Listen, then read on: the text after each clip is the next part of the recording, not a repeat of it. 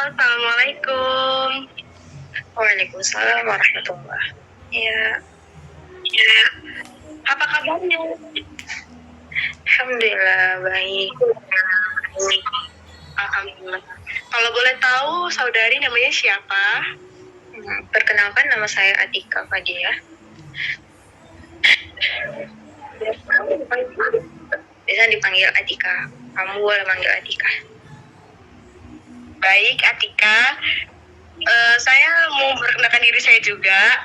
Perkenalkan, saya Naila Dastorus ya, boleh dipanggil dengan Naila. Saya mau nanya nih ke Atika. Atika ini saat ini lagi di mana nih? Boleh diulang? Atika saat ini lagi di mana posisinya?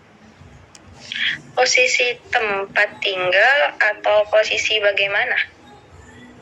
Dia posisi tempat tinggal saat ini lagi di mana? Kalau sekarang lagi pengabdian. Baik. Tadi pagi udah sarapan Atika? Alhamdulillah sudah. Jadi kalau udah sarapan udah lebih baik ya, udah lebih semangat gitu memulai harinya. Kalau untuk sehari-hari nih, saya mau tahu Atika sehari-hari kegiatannya apa aja ya? Untuk sekarang kegiatan saya perkuliahan dan mengajar. Untuk kegiatan rutin ya, berarti itu untuk kegiatan rutinnya berkuliah dan mengajar. Selain dari berkuliah dan mengajar, apa ada kegiatan lainnya? Tidak ada. Tidak ada. Hanya sekedar untuk kuliah sama ngajar ya, full dari Senin sampai Minggu. Alhamdulillah full. Alhamdulillah full. Kalau misalnya kan itu kan lumayan padat berarti ya kalau harus mengajar dan kuliah. Nah, di samping kepadatan kegiatan wajib kamu itu, ada nggak kegiatan-kegiatan yang kayak kamu buat supaya kamu refresh gitu? Di samping kepadatan itu kamu misalnya melakukan kegiatan lain supaya kamu refresh, itu ada nggak? Kadang di beberapa hari ketika saya mengalami kepadatan kegiatan yang membuat jenuh, kadang saya akan mengadakan self reward untuk diri sendiri ketika pulang kuliah. Hal-hal kecil, contohnya mungkin beli makanan enak, atau mungkin di hari libur, di hari-hari Minggu, pergi jalan-jalan sebentar. Yang penting untuk mengembalikan semangat saya. Ya. Berarti kalau misalnya lagi pulang kuliah, di jalan ada jumpa makanan, singgah sebentar ya, untuk nanti supaya bisa ngajar lagi gitu ya? Iya benar. Terus kalau misalnya lagi kosong, kegiatannya apa nih? Misalnya lagi tiba-tiba ke kuliah atau tiba-tiba lagi nggak ngajar, kosong nih, kegiatan yang kita lakuin itu apa? Misalnya kegiatan-kegiatan yang bersifat individu, contoh misalnya membereskan lemari, mencuci pakaian, hal-hal yang dilakukan di luar dari kegiatan padat yang diwajibkan tadi. Adapun satu lagi murojaah. Murojaah, jadi kalau misalnya memang lagi kosong, Atika sukanya tuh bebersih ya, kayak tadi kan ngapain pakaian katanya. Berarti bebersih itu salah satu kegiatan yang Atika lakuin ketika lagi kosong. Kalau boleh tahu nih, usia Atika sekarang berapa? Alhamdulillah tahun ini 21 tahun, alhamdulillah udah kepala 2 ya. Gimana rasanya memasuki kepala 2? Belajar makin dewasa dan belajar sendiri. Makin bertumbuh kita harus makin dewasa ya. Saya mau nanya nih, apa sih perubahan yang Atika alami selama perjalanan panjang dari kecil ya, dari Atika SD, SMP, SMA sampai menyentuh kepala 2 ini, ada nggak perubahan yang Atika rasakan? Perubahan lebih ke sudut pandang, bagaimana cara kita memandang apa yang kita lakukan sekarang. Misalnya, mungkin ketika kecil kita punya banyak mimpi yang kita anggap itu akan mudah kita gapai ketika kita dewasa. Tapi ternyata mimpi tersebut itu tidak seperti yang kita pikirkan ketika kecil. Kita sudah mengalami banyak hal di perubahan dewasa kita. Kita banyak mengalami pekerjaan-pekerjaan yang mungkin nggak kita kerjai ketika kecil. Hingga pada akhirnya perubahan itu memantapkan pemikiran kita. Bagaimana cara kita memandang dunia itu tidak semudah yang kita memandang pas kecil. Dan dari situ kita jadi bisa belajar untuk lebih bertanggung jawab dan bersungguh-sungguh ketika kita ingin menggapai apa yang kita inginkan. Berarti secara signifikannya perubahan yang Tika alami itu lebih terasa di mindset ya? Ya, benar. Karena perjalanan panjang itu jadinya Tika lebih tumbuh jadi sosok yang dewasa, mandangnya lebih luas lagi. Gak kayak waktu kecil dulu kita mandang kan, kalau misalnya kita besar nanti di dokter ya, di dokter enak gini, padahal ternyata waktu dijalani tidak semudah yang dipikirkan. Kalau misalnya dari hal-hal yang terjadi sepanjang perjalanan hidup Atika, apa yang bisa Atika syukuri? Yang Atika merasa bersyukur, misalnya telah terjadi seperti ini, punya pengalaman ini, atau lebih ke religiusnya agama ya. Kalau hal yang disyukuri itu, alhamdulillah ketika tamat SMP, saya menempuh pendidikan di pondok pesantren, di mana pandangan saya tentang Islam dan sesuatu yang indah itu lebih luas lagi. Lebih ke religius keagamaan. Hal yang paling disyukuri adalah ketika saya dipertemukan dengan jalan di mana saya bisa mengenal siapa itu Rabb kita dan memperdalam kitabullah kita.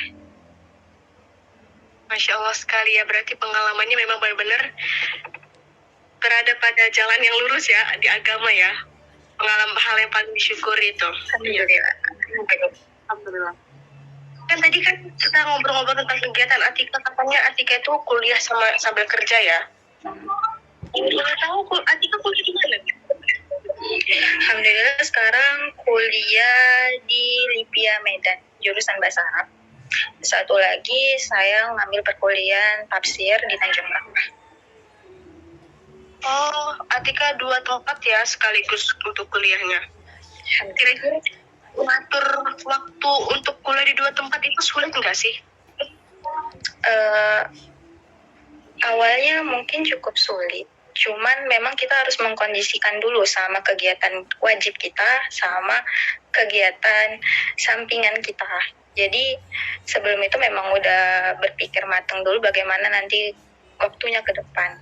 Dan sekarang udah tidak sulit untuk keduanya, meskipun capek. Iya. Karena mungkin kalau melihat dari destinasi tempatnya lumayan ya, cukup jauh.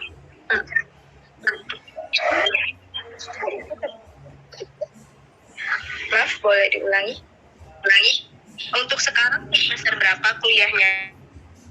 Kalau misalnya di Tanjung Merauke semester 3, alhamdulillah. Kalau misalnya yang satu lagi semester 2. Masih perjalanan panjang lagi ya, masih di semester muda. Semangat terus ya Atika ya. Insya Allah. Kalau misalnya pertama kali nih, momen-momen pertama kali masuk kuliah, apa sih kesan pertama yang Atika rasakan? Kalau kesan kayak lebih nggak nyangka aja sih bisa masuk kuliah di tempat yang diinginkan. Karena memang perlu perjuangan kali untuk bisa masuk kuliah ke situ. Kayak alhamdulillah lebih banyak bersyukurnya. Alhamdulillah. Untuk ini, misalnya kan kalau misalnya kita ke tempat baru, lingkungan baru, berarti kan kita harus bertemu dengan orang baru. Nah, di Atikanya sendiri itu gimana perasaannya? Apakah merasa canggung, takut, atau sebelum masuk ke kampus hari pertama ada pikiran-pikiran negatif? Sebelumnya ada sih, ada beberapa pikiran negatif karena di kampus itu berbasis bahasa Arab full. Jadi kayak takut ngomong sama teman, sedangkan itu wajib berbahasa Arab. Sedangkan saya sendiri untuk bahasa Arabnya itu masih minim pengetahuannya. Jadi kayak kadang mau bingung mau ngomong sama teman ini gimana, kayak rasa takut ketika ditanya ustazah sama syekh mau jawabnya gimana. Tapi alhamdulillah lama-lama terbiasa karena di sana diajarkan kayak kita sama-sama belajar. Jadi jangan pernah takut untuk mencoba. Berarti ketakutan pertama kali yang ada itu jatuhnya kepada kemampuan komunikasi bahasa asingnya ya. Bukan interaksi sosialnya. Kalau interaksi sosialnya apakah aman-aman aja? Alhamdulillah aman. Terus kalau misalnya kan ini kan sebelumnya Atika pasti sekolah biasa kan sebelum masuk ke jenjang kuliah. Nah, kan kalau misalnya pasti ada perbedaan dong ketika Atika sebelumnya sampai ke jenjang kuliah itu. Bagaimana perasaan Atika? Merasakan perbedaan ketika sebelumnya seperti ini? Apa ada nggak perbedaannya gitu di lingkungan kuliah sama lingkungan sebelumnya? Ada banyak perbedaan. Perbedaannya bisa dari mudahnya berinteraksi dengan teman baru karena disclaimer sebelumnya saya mondok di mana lingkungannya itu rumah tahfiz yang hanya itu aja orangnya selama 2 tahun. Jadi ketika mondok itu jadi saya mempunyai sedikit ketakutan ketika berkomunikasi dengan orang baru. Tapi ketika kuliah saya menemui banyak orang, banyak teman-teman yang masya Allah yang buat saya untuk berani memulai komunikasi, berani berteman, berani untuk bertukar pikiran pada orang-orang baru atau orang-orang sekitar yang baru kita kenal. Oh, berarti sebelumnya karena Atika di rumah tahfiz itu ya, di pondok tahfiz itu Atika punya ketakutan untuk interaksi sosial karena memang sebelumnya lingkungannya kecil, cuman di situ-situ aja. Ya, benar. Tapi ketika udah masuk kuliah, ketemu orang-orang yang Atika rasa cukup nyaman, jadi Atika memberanikan diri. Dorongannya tuh dari dalam diri berarti untuk mencoba berinteraksi. Iya, ketika lingkungannya nyaman. Iya, ketika kamu merasa lingkungan nyaman, kamu memberanikan diri untuk berinteraksi sama lingkungan masyarakat luasnya ya. Jadi kalau misalnya kan tugasnya kan pasti ada perbedaan juga nih. Ketika kamu sebelumnya kan mungkin nggak segencar ketika kamu sudah masuk kuliah tugas-tugasnya. Ada nggak culture shock yang kamu rasakan ketika harus menerima banyak tugas di bangku kuliah? Culture shocknya itu banyak. Apalagi menjalankan 2 perkuliahan sekaligus. Itu bikin berat pikiran juga sih ketika malam hari. Cuman mungkin culture shocknya itu pertama di bahasa, cara nyusun bahasa, terus satu lagi suruh buat tugas kampus yang saya kurang paham dan kurang bisa untuk menggunakan komputer. Awalnya seperti itu, tapi alhamdulillah lama-lama terbiasa. Itu hanya di awal-awal aja, 3 bulan awal. Dari berjalannya dikasih tugas, lama-lama kita belajar ya kan menggunakan komputer itu. Kalau boleh tahu nih Atika, kan Atika kuliah di jurusan sebelumnya yang pertama ada tafsir ya di Tanjung Merawah, sama jurusan bahasa Arab. Nah, itu alasan Atika milih jurusan itu tuh apa? Karena jurusan itu sejalan dengan apa yang saya inginkan ke depannya.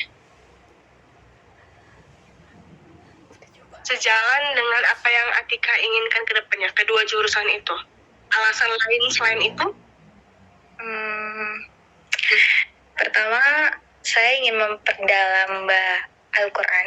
Sebelumnya saya menghafal, jadi saya ingin paham apa inti dari Al-Quran itu, yang dimana itu membutuhkan 2 ilmu, bahasa Arab, dan bagaimana cara menafsirkannya. Berarti dari kalau misalnya saya simpulkan dari alasan Atika memilih jurusan tafsir dan bahasa Arab, memang benar-benar udah Atika planning ya sebelum-sebelumnya, memang dari diri Atika sendiri maunya. Iya, setelah tamat pondok. Setelah tamat pondok. Jadi kalau misalnya dari orang tua sendiri, apakah setuju dengan pemilihan jurusan Atika sebelumnya, atau mereka ada memberikan rekomendasi lain sama Atika? Sebelum mondok, saya punya impian lain. Nah, impian itu didukung orang tua saya, tapi dengan disuruh deket dulu ke Allah gitu, kayak disuruh ngafal dulu Al-Qur'annya. Nah, tapi setelah tamat pondok, saya berubah akan sudut pandang apa yang saya ingin lakukan, apa yang saya impikan, dan apa tujuan saya. Sebelumnya orang tua memang sedikit membantah apa pilihan saya, tapi setelah saya beri pemahaman apa yang saya inginkan, apa yang saya alami, dan apa yang saya pelajari, orang tua saya mendukung saya sepenuhnya akan hal apa yang saya ingin capai. Berarti memang sebelumnya orang tua ini ada bantahan atau rekomendasi lain ya terhadap jurusan kuliah. Benar. Berusaha untuk meyakinkan bahwa ini loh, aku bisa di sini gitu ya. Baik, terima kasih Atika atas jawabannya. Saya mau nanya nih, kan sebelumnya Atika juga ada SMP, SD gitu kan sekolahnya. Atau mungkin saat ini deh, Atika ada nggak ikut-ikut kegiatan organisasi? Nah, sebelum SD, SMP, saya ada mengikuti beberapa kegiatan organisasi juga di sekolah. Kegiatan organisasi apa itu kira-kira, Tika? Mungkin kalau misalnya di SD itu kayak ikatan pelajar IP, kalau misalnya di SMP ikatan pelajar Muhammadiyah IPM. Untuk di organisasi ini, orang yang aktif nggak? Boleh diulang sekali lagi? Di kegiatan organisasi ini, Atika termasuk individu yang aktif nggak? Aktif dalam kegiatan-kegiatan, seluruh rangkaian kegiatan di organisasi ini, Atika termasuk aktif atau enggak? Kalau bicara tentang dulu, pas SMP, saya termasuk siswa yang aktif dalam organisasi untuk mengikuti beberapa kegiatan sekolah, beberapa kegiatan dari organisasi tersebut untuk ketika SMP. Kalau boleh tahu dulu SMP Atika di divisi apa nih? Dulu di divisi sebentar ya, maaf ya, saya lupa. PIP, pengkajian ilmu pengetahuan sama tentang keagamaan. Oh, berarti Atika belum tahu pengetahuan dan keagamaan itu. Maaf, macet-macet boleh dulu. Kira-kira yang pengkajian ilmu pengetahuan dan keagamaan itu tuh ngapain aja kegiatannya? Kalau pengkajian ilmu pengetahuan itu bidang yang menjelaskan atau membuat kegiatan-kegiatan untuk siswa Muhammadiyah tentang mungkin tanaman-tanaman obatan, baru tentang tumbuh-tumbuhan, yang bikin membuat kesadaran siswa akan pentingnya beberapa hal tentang pengetahuan dari alam atau obat-obatan. Kalau untuk keagamaan, lebih banyak tentang hukum-hukum dalam Islam. Contohnya mungkin di bidang hikmawati atau bidang kewanitaan. Nah, baru bidang dakwah yang gimana cara mendakwakan atau mensyiarkan Muhammadiyah itu sendiri dengan cara yang asik ataupun unik.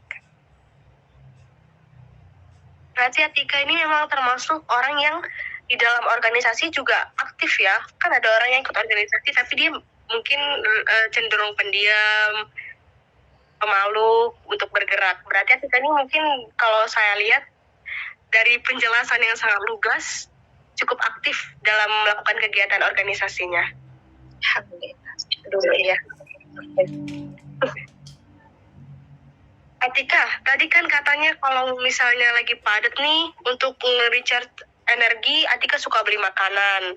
Kalau lagi kosong, Atika suka bebersih. Ada nggak kegiatan selingan lain yang Atika lakukan selain untuk bersih-bersih, baru tuh beli makanan? Ada nggak? Ada. Saya gemar nonton film. Suka nonton film? Film apa tuh kira-kira yang suka Atika tonton? Action, horror, thriller, misteri. Random ya? Berarti genrenya. Dari nonton film itu apa lagi kegiatan selingan yang suka Atika lakukan? Masak. Masak.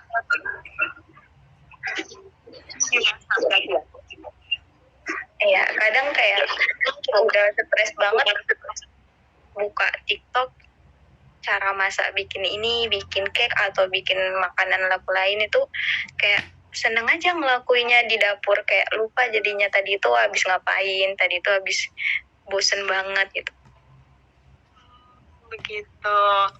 Nih, saya ada challenge untuk Atika nih. Coba Atika sebutin kegiatan atau aktivitas. Kalau misalnya Atika lakuin itu, Atika sampai lupa waktu, sampai rela nih aku ngelakuin itu walaupun nggak dibayar gitu. Ada nggak? 3 harus disebutin. Hal yang dilakukan sampai bikin lupa waktu. 3. Tidur, nonton. 1 lagi jalan-jalan. Kegiatan-kegiatan selain tidur, nonton, jalan-jalan itu kan terlalu basic untuk Atika lakukan. Tidur, kita pasti kan tidur. Kegiatan lain nih. Kegiatan lain. Aktivitas ya, aktivitas. Yang bikin lupa waktu itu kadang yang sangat-sangat membuat bikin lupa waktu adalah menerjemahkan bahasa Arab. Bisa sampai 3 jam, 4 jam nggak sadar. Tapi Atika suka ngelakuin itu. Suka nggak suka. Berarti suka nggak suka. Kalau dijalani terasa enjoy, tapi di awalnya itu nggak suka. Oh, berarti awalnya sebenarnya nggak mau, cuman karena udah kalau lagi dijalani ya enjoy aja gitu. Bikin lupa waktu. Kita masukin list pertama itu menerjemahkan bahasa Arab. 2 lagi, aktivitas. Aktivitas masak juga bisa bikin lupa waktu. Masak. Masak. Satu lagi apa ya? Oh ada, baca kisah Nabi atau sirah Nabawi. Oh, berarti Atika suka membaca lah ya kan istilahnya. Baca, menerjemahkan, dan memasak. 3 aktivitas yang Atika lakukan kadang sampai lupa sama waktu. Nah, dari 3 aktivitas tadi, menurut Atika sejalan nggak sama jurusan Atika? Sejalan. Baik, Atika. Saya mau nanya nih, dari ketiga minat tadi yang sudah Atika sebutkan, kira-kira profesi apa yang sesuai dengan minat itu? Lebih mendominasi ke pengajar sih. Pengajar. Kalau dari Atika sendiri, profesi yang ingin Atika capai di masa depan itu apa? Profesi kedepannya, saya tidak terpatok oleh sebuah profesi kedepannya. Karena menurut saya hanya ingin memperdalam Al-Quran, menjadi lebih baik dari diri sendiri dan bermanfaat untuk keluarga, teman, ataupun orang sekitar saya. Jadi kalau untuk kedepannya Atika tidak ada rencana pekerjaan yang ingin dilakukan? Tidak terpatok oleh pekerjaan ataupun profesi. Cuma yang tadi. Atika tadi katanya kan mau, boleh diulang tadi yang tadi keinginannya apa? Kalau misalnya untuk profesi ke depannya, saya tidak mempunyai patokan untuk profesi ke depannya. Saya hanya ingin memperdalam Al-Quran, bermanfaat untuk keluarga, teman, ataupun orang sekitar saya. Memperdalam Al-Quran dan bermanfaat untuk keluarga, untuk diri Atika dan orang sekitar Atika, itu kan mungkin sama saja nanti kan terhadap profesi, karena kan Atika memberi manfaat kan kepada orang lain dan sekitar Atika. Mungkin ada nggak langkah-langkah yang bisa Atika ambil untuk mencapai keinginan itu? Langkah-langkahnya ya mungkin pertama saya belajar seperti yang saya jalani sekarang. Saya pertama menghafal Quran dulu, alhamdulillah sudah selesai. Lalu saya belajar bahasa Arab, alhamdulillah sekarang jalani. Lalu saya belajar tafsir, alhamdulillah saya jalani juga. Lalu sekarang juga saya mengajar di pondok. Jadi belajar sambil mengajar dan bermanfaat untuk orang lain itu lagi dilatih sekarang untuk kedepannya. Baik. Jadi Atika ini memang tipe orang yang aktif ya. Kalau dari kesimpulan yang saya dengar dari pernyataan-pernyataan yang Atika sebutkan tadi, Atika tipe kalau orang yang aktif dan memang sedang berkuliah di jurusan tafsir dan bahasa Arab yang sesuai dengan kemampuan potensi Atika yang telah Atika ampus ketika Atika berada di pondok pesantren. Tujuan Atika juga ingin bermanfaat. Ilmu Al-Quran yang Atika pelajari itu ingin bermanfaat bagi diri Atika, orang-orang sekitar, lingkungan, keluarga. Jadi langkah-langkah yang Atika lakukan juga sudah sangat-sangat sesuai dengan apa yang ingin Atika capai dengan menghafal Al-Quran, belajar bahasa Arab, kuliah di jurusan yang selaras sama kemampuannya, lalu memurojaah hafalan, dan saat ini sedang mondok ya, juga kan sedang di guru juga.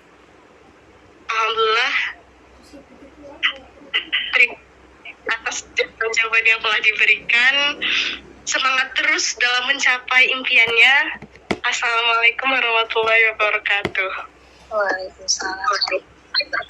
Terima kasih kembali.